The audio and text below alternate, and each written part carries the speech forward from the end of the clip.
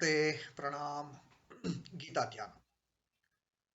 Om Parthaya Pratibodhitam Bhagavata Narayanena Swayam Vyasena Gratitam Purana Munina Madhye Mahabharatam Advaitam Britavarshinim Bhagavatim Ashtadashadhyayinim Ambatva Manusandhami Bhagavad Gite Bhavatveshini.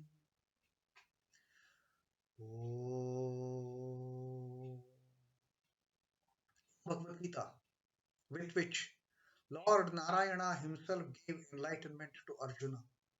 The ancient sage Vyasa included it in the Mahabharata. O goddess, showerer of the nectar-like knowledge of non-dualism contained in your 18 chapters. O my affectionate mother, the destroyer of rebirth, I meditate upon thee. Krishna Vandana. Vasudevasutam devam kansachanuramardhanam devaki paramanandam krishnam vande jagadgurum. Son of Vasudeva, the slayer of Kansa and Chanur, extreme delight for Mother Devaki, O Lord Krishna, the supreme teacher of the universe, my salutations to you. So our reading from Srimad Bhagavad, the 5th Adhyaya Sannyasa Yoga, and today is going to be the 26th Shloka.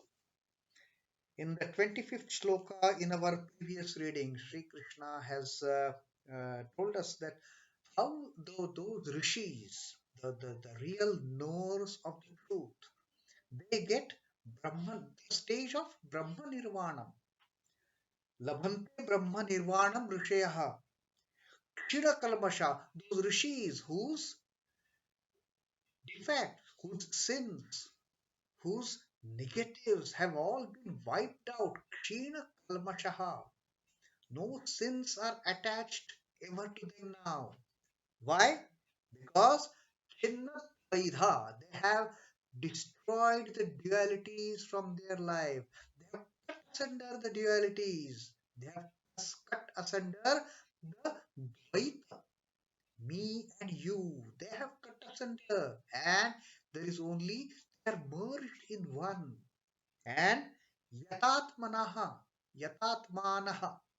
those who have merged themselves within, those who have merged themselves within to enjoy that antasukhaha, to enjoy that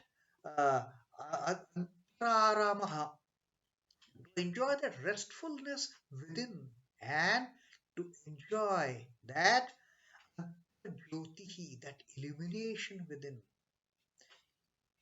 Yatīnāṁ sarva bhutahite rataha, and those yogis who always rejoice, who get delight in welfare of all beings, not just for themselves. There is no trait of, there is not even a faintest trait of selfishness in them now. All their work, all their doings are for the welfare of others. Those are the rishis who attain the brahma-nirvāṇaṁ, attain the ultimate stage of nirvana. Nirvana in Brahman, the beatitude of Brahman. And now their excellence, how these rishis, how they further excel in their doing the activities, doing the work. That Sri Krishna is telling. And this for the first time in this the Sannyasa Yoga, Sri Krishna actually uses the word renunciation for these rishis. He has given a specific term to them in this 26th Shloka. kāma-krodha-viyuktānāṁ yatīnāṁ yata-chetasām abhito brahma-nirvāṇaṁ vartate viditātmanām. Sri Krishna calls these people, these learned rishis, these enlightened souls, as yatis. Yati is one who has renounced everything. And what is that renunciation? What is that sannyasa?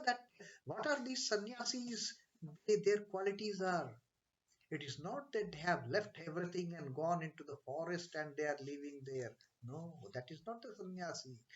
Krishna says, kāma-krodha-viyuktānāṁ, having freed from lust and anger, having freed from the desire, greed, and anger. Kāma-krodha-viyuktānāṁ, yatīnāṁ, yata-chetasām.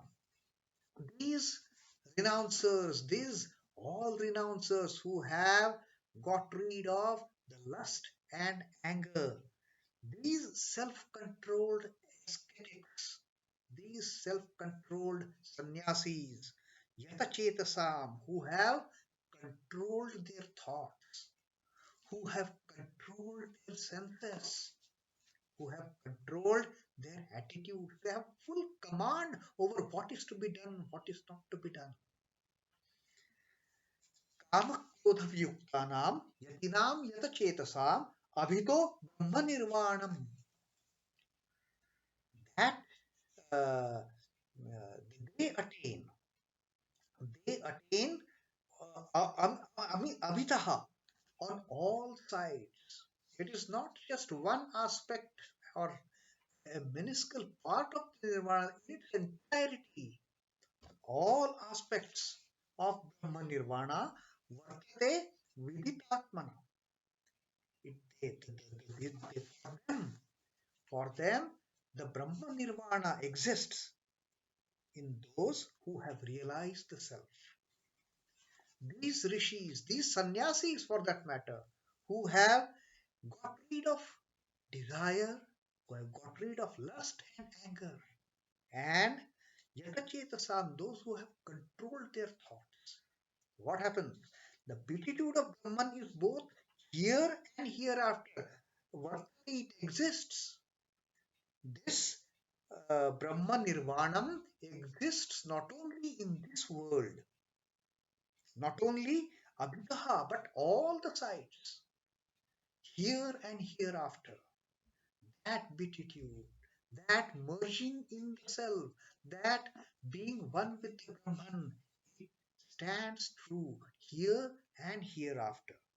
The beatitude of Brahman is both here and hereafter for those sannyasis, for those yatis, for those renouncers who have shed lust and anger, who have renounced, who have got rid of, who have crushed lust and anger, and subdued their minds, yata-chetasām, subdued their minds and realized the self.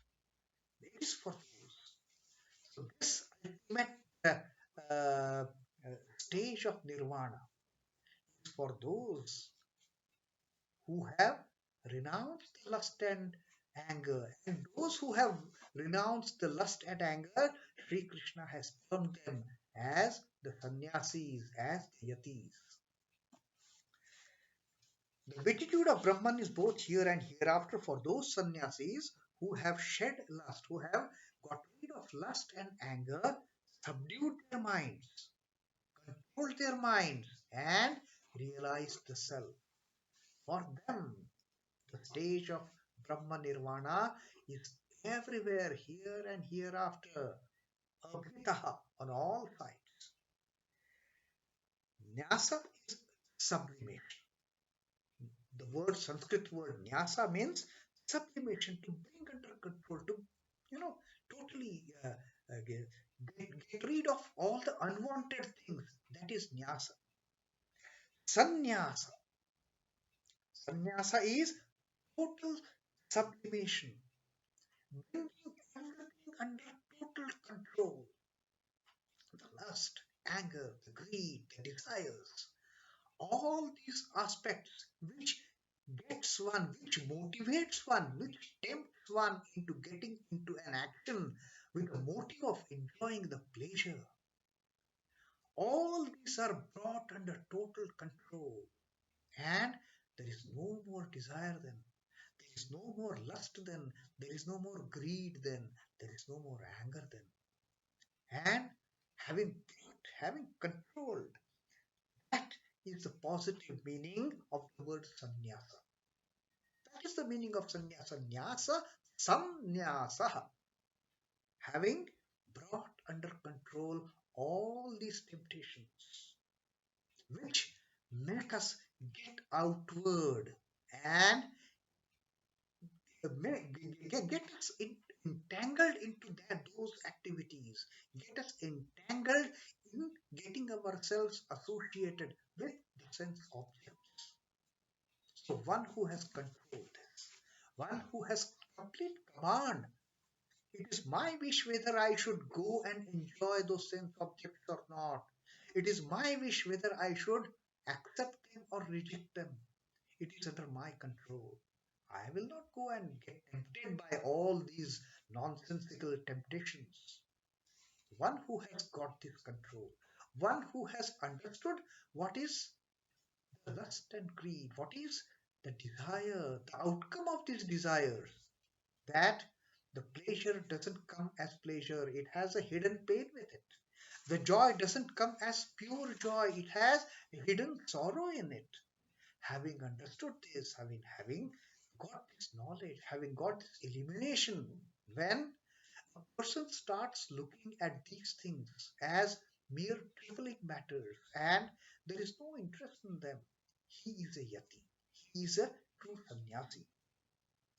So, having brought these things under control, having renounced any desires, having renounced any pleasures, any pains also associated with it, this is the meaning of sannyasa. Negating the phenomena is its negative meaning. In whichever way sannyasa is practiced, attainment of beatitude of Brahman is the result. Whichever way we get into this mode of sannyasa, whether by way of negating or by understanding the true implication, whichever way we do, we reach the state of nirvana, brahma-nirvāṇaṁ. The sannyasi is no more conscious of the body than ordinary people are of their shadows. For sannyasi, this body is like a shadow. For sannyasi, this body is not the real thing. For sannyasi, what is real? The indweller in this city of nine gates, indweller in this citadel, in this fort, in this kingdom of nine gates. He is the reality. This kingdom is not real. This body is not real for him. This body for him is like a shadow. Like we ordinary beings, how we treat our shadow.